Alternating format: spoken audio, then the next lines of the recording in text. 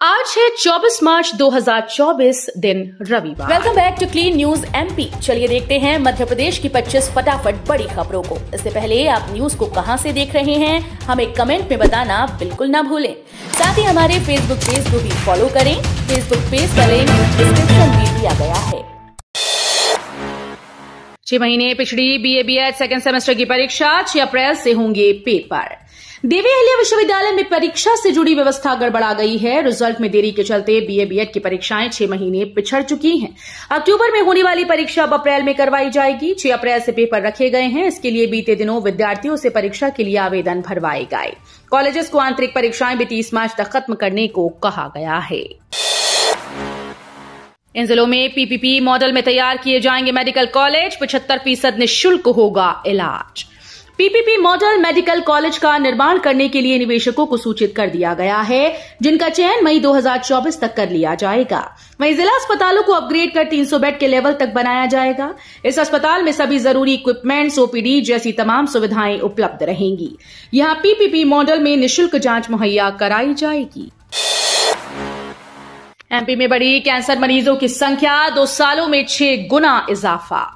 मध्य प्रदेश में कैंसर मरीजों की संख्या में लगातार इजाफा हो रहा है। बीते 2 सालों में कैंसर मरीजों की संख्या में 6 गुना तक इजाफा हुआ। एम्स भोपाल में बीते 2 साल में 36,643 कैंसर रोगी इलाज के लिए पहुंचे। यह आंकड़ा 2021 में आए 6,626 रोगियों के मुकाबले 6 गुना ज्यादा है। मुख्यमंत्री डॉक्टर मोहन यादव का 24 मार्च को बड़वानी लोकसभा का दौरा, करेंगे चुनाव प्रचार। मुख्यमंत्री डॉक्टर मोहन यादव आज 24 मार्च को बड़वानी लोकसभा क्षेत्र के प्रवास पर रहेंगे। इस दौरान प्रमुख कार्यकर्ता बैठक और स्थानीय विभिन्न कार्यक्रम में शामिल होंगे। 24 मार्च को मुख्यमंत्री डॉक्टर मोहन यादव प्रातः 9 बजे बड़वानी के स्थानीय कार्यक्रम में शामिल होंगे। प्रातः 10 बजे प्रमुख कार्यकर्ताओं की बैठक लेंगे। प्रातः 11:40 पर अंबिका आश्रम, तहसील मनावर, बालीपुर और दोपहर 2:15 बजे किला मैदान, सेंधवा भगौरिया उत्सव में सम्मिलित होंगे। लोकसभा चुनाव से पहले कांग्रेस में बड़ा बदलाव, 9 जिलों के अध्यक्ष बदले गए। लोकसभा चुनाव 2024 को लेकर मध्य प्रदेश में कांग्रेस ने बड़ा फेरबदल किया है। चुनाव से पहले संगठन में बदलाव करते हुए पार्टी ने 9 जिलों के अध्यक्ष बदल दिए। जबलपुर शहर, भोपाल ग्रामीण, सीहोर, उज्जैन शहर, विदिशा, मऊगंज, मैहर, पांढुर्णा, बड़वानी के अध्यक्ष बदले गए हैं। मध्य प्रदेश में पहले चरण की 6 सीट्स के लिए अब तक 16 प्रत्याशियों ने दाखिल किए नामांकन पत्र। लोकसभा चुनाव के पहले चरण के 6 सीट्स के लिए नामांकन दाखिल करने के लिए अब 4 दिन शेष हैं। अधिसूचना जारी होने से लेकर अब तक 16 उम्मीदवारों ने 21 नामांकन पत्र दाखिल किए। इनमें शनिवार को 10 अभ्यर्थियों के 12 नामांकन शामिल हैं। सीधी और शहडोल से सर्वाधिक 7 नामांकन भरे गए। होली से पहले एमपी में चुनावी रंग, मोदी गुलाल के साथ 64,000 बूथ पर पहुंचेंगे कार्यकर्ता। लोकसभा चुनाव पर भी होली का रंग चढ़ने लगा है। एमपी में 64,000 बूथ पर बीजेपी कार्यकर्ता हर घर में मोदी गुलाल के साथ पहुंचेंगे। इस दौरान बीजेपी कार्यकर्ता लोगों को गुलाल लगाएंगे और मोदी की राम राम पहुंचाएंगे। ये जानकारी एमपी प्रदेश अध्यक्ष वीडी शर्मा ने दी। उन्होंने कहा कि हम सब मोदी का परिवार हैं। हमारे कार्यकर्ता लोगों के घर मोदी गुलाल के साथ गुंजिया भी लेकर पहुंचेंगे। मऊ की विधायक उषा ठाकुर ने इंदौर में रिमूवल कार्रवाई रोकी, नगर निगम के अमले को भगाया। चुनावी आचार संहिता के बीच अवैध कॉलोनी में अवैध निर्माण को तोड़ने की नगर निगम की कार्रवाई को विधायक उषा ठाकुर ने रुकवा दिया। ठाकुर मऊ से विधायक हैं, लेकिन शनिवार सुबह इंदौर के एरोड्रम क्षेत्र में मारवाड़ी अग्रवाल नगर में निगम की कार्रवाई रुकवाने पहुंची। मौके पर मौजूद पुलिस अधिकारियों को डपटा, फिर निगम कमिश्नर को स्पॉट पर बुलाने की बात कहते हुए टिप्पणी कर दी कि 2 दिन पहले आए हैं, जानते नहीं। एमपी में चुनावी जंग, दिग्विजय सिंह ने सिंधिया को बताया कायर। चुनाव के नजदीक आते आते नेताओं की एक दूसरे पर जबानी हमले तेज हो गए हैं। इसी कड़ी में पूर्व सीएम दिग्विजय सिंह ने बीजेपी पर हमला बोलते हुए ज्योतिरादित्य सिंधिया को कायर तक कह दिया। उन्होंने कहा कि सिंधिया भी डरकर जिस पार्टी से चुनाव हारे उसी पार्टी में जाकर शामिल हो गए। ये बहादुरी नहीं, कायरता की निशानी है। बता दें कि सिंधिया की बीजेपी में चले जाने के बाद से कांग्रेस लगातार उन पर तंज कसती रहती है। विदिशा में 10% तक घटी टीबी मरीजों की संख्या, मुक्त हुई 16 ग्राम पंचायतें। विदिशा जिला धीरे धीरे टीबी जैसी गंभीर बीमारी से मुक्ति की ओर बढ़ रहा है। विदिशा जिले की 16 ग्राम पंचायतें पूरी तरह टीबी मुक्त हो गई हैं। ये सब मुमकिन हो सका है प्रधानमंत्री की निक्षय मित्र योजना के कारण। इस योजना के तहत विदिशा जिले में अब तक 136 लोग निक्षय मित्र बन चुके हैं, जो टीबी मरीजों की मदद के लिए आगे आए हैं। मायावती और आकाश आनंद सहित 40 पदाधिकारी करेंगे बसपा उम्मीदवारों के पक्ष में प्रचार। बहुजन समाज पार्टी प्रमुख मायावती, पार्टी के राष्ट्रीय समन्वयक और मायावती के उत्तराधिकारी आकाश आनंद, आनंद कुमार, प्रदेश प्रभारी रामजी गौतम सहित 40 पदाधिकारी लोकसभा चुनाव में अपने उम्मीदवारों के पक्ष में प्रचार करेंगे। विधानसभा चुनाव के पहले बसपा में आने वाले नेताओं के अतिरिक्त 2 दिन पहले पार्टी में आए मेहर से 4 बार के विधायक नारायण त्रिपाठी भी पार्टी के स्टार प्रचारकों में शामिल हैं। हाईकोर्ट के 4 न्यायाधीशों का स्थानांतरण, आगामी सप्ताह में पदभार ग्रहण करेंगे।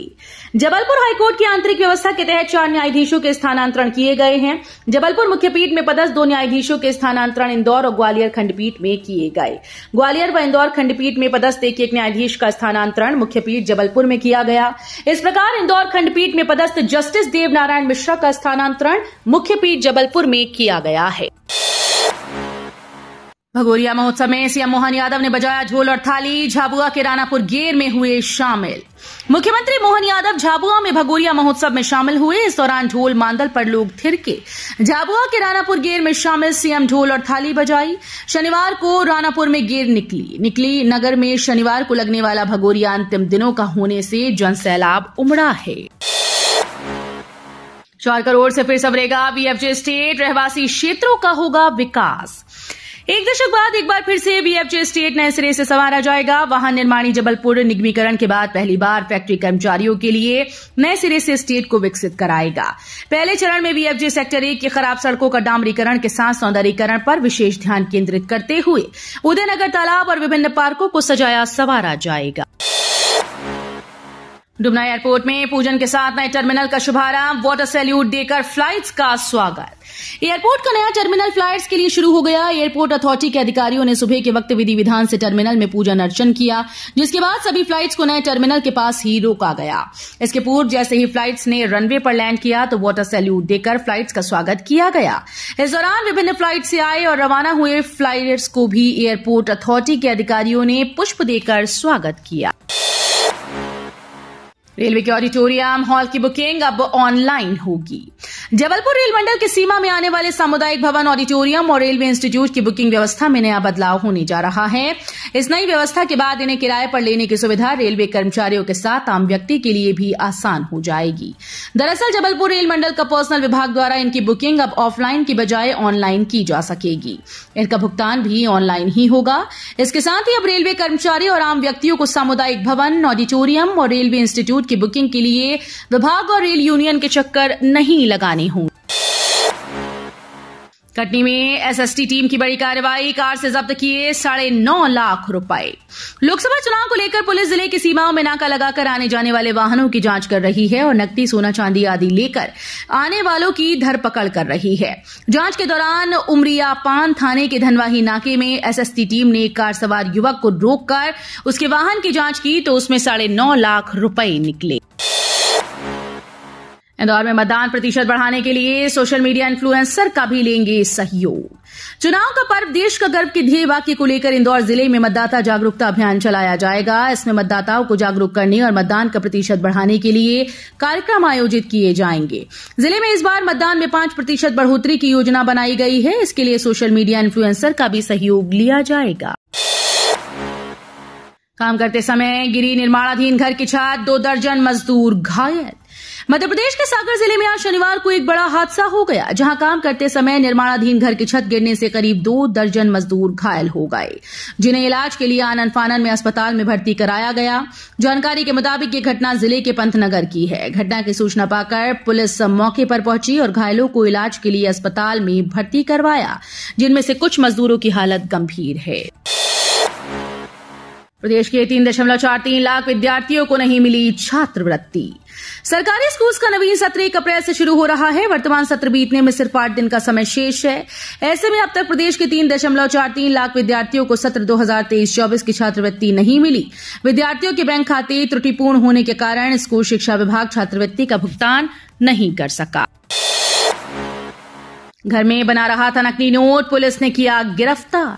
विदिशा जिले में नकली नोट बनाने का मामला सामने आया। यहां मुगलसराय इलाके के ग्राम मोहब्बतपुर में एक युवक अपने घर में नकली नोट बनाकर मार्केट में चलता था। आरोपी कंप्यूटर और प्रिंटर के जरिए नकली नोट बना रहा था। गुप्त सूचना पर पुलिस ने आरोपी भूपेंद्र धाकड़ को धर दबोचा। पुलिस ने आरोपी के कब्जे से 200 रुपए के 95 नकली नोट, एक कलर प्रिंटर और एक कंप्यूटर जब्त किया है। केंद्रीय मंत्री सिंधिया ने किया आदिवासी परिवार के घर भोजन। केंद्रीय मंत्री और गुना लोकसभा सीट से बीजेपी प्रत्याशी ज्योतिरादित्य सिंधिया 3 दिनों के अंचल के दौरे पर हैं। यहां वो गुना के बमोरी में जनजातीय चौपाल कार्यक्रम में शामिल हुए। सिंधिया ने वहां रहने वाली जानकी सहरिया आदिवासी के घर जमीन पर बैठकर खाना खाया। इस दौरान उन्होंने आदिवासी के बेटे को अपने हाथों से खाना खिलाया। भोशाला में दूसरे दिन का सर्वे, हिंदू पक्ष ने कहा परिणाम होंगे सुखद, मुस्लिम पक्ष ने बनाई दूरी। धार के भोशाला में चल रही एएसआई के वैज्ञानिक सर्वे का दूसरा दिन भी पूर्ण हो गया। सुबह 8:10 पर टीम ने प्रवेश किया था। वहीं शाम को 5:40 पर टीम भोजशाला से वापस निकली।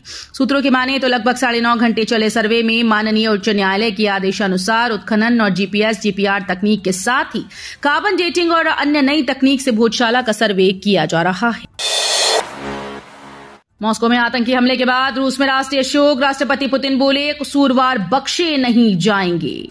रूस के राष्ट्रपति व्लादिमीर पुतिन ने मॉस्को के एक कंसर्ट हॉल में हुए आतंकी हमले की निंदा की है, साथ ही राष्ट्रीय शोक दिवस की घोषणा की। उन्होंने कहा कि कई निर्दोष लोग हमले के शिकार बने हैं। मुझे यकीन है कि पीड़ितों की जान बचाने के लिए डॉक्टर हर संभव कोशिश करेंगे। 31 मार्च से बंद हो जाएंगे बिना केवाईसी वाले फास्टैग।